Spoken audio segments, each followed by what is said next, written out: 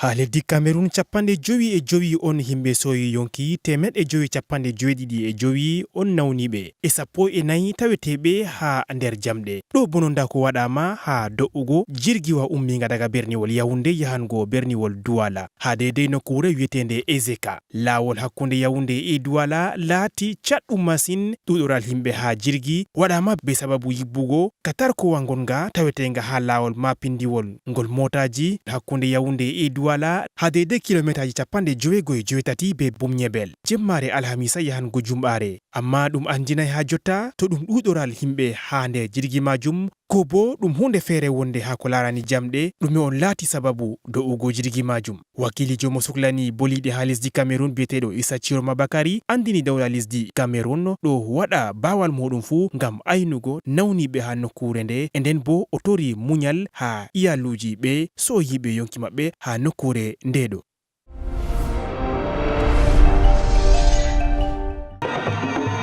nder seyo e nder welwelo on ɓiɓɓe rewɓe nogas e go'o yofaɓe be Boko Haram hokkitama ha iyaluji maɓɓe to berniwol Abuja lamorde lesdi Nigeria nangaɓe no daga 14 lewru nayabru hitande 2014 ɓiɓɓe rewɓe majum wi ɓe tammayno tawtugo saroji maɓɓe e nden bo ɓe torani ɓeya luttuɓe ha jungo Boko Haram bo yofego bolidal dawla lesdi Nigeria e Boko Haram timmayta won wakilijo mo suklani boliɗe ha lesdi Nigeria ewniti jamaje e nangititgo boliɗe maɓɓe ta ɗum wonna dabareji kam yoftugo ɓiɓɓe rewɓe majum o andini ɓiɓɓe rewɓe ko waɗata 120 on fahin ɗo tawi ha jugo Boko Haram e nden bo dawla lesdi Nigeria andini nder nyalɗe garanɗe 83 ɓiɓɓe rewɓe tammi fahin yofego ha jugo Boko Haram.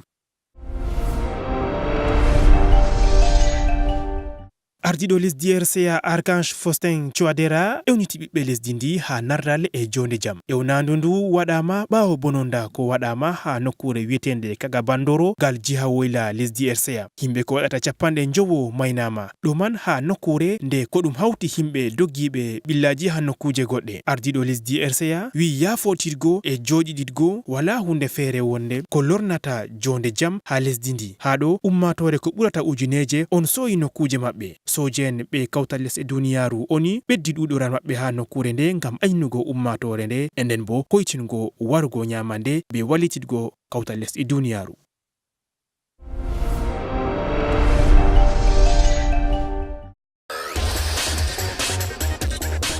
Pijirle tamre kosɗe lesdi Gabon hitande 2017 lesɗe 17 yalɗirɗe ha nokkure nde sendama ha nder asawere ɗo to berniwol Libreville be yalɗirki ardiɓe kawte pijirle lesɗe majum e non bo be ardiɓe kawtal fijoɓe tamre kosɗe wato CAF.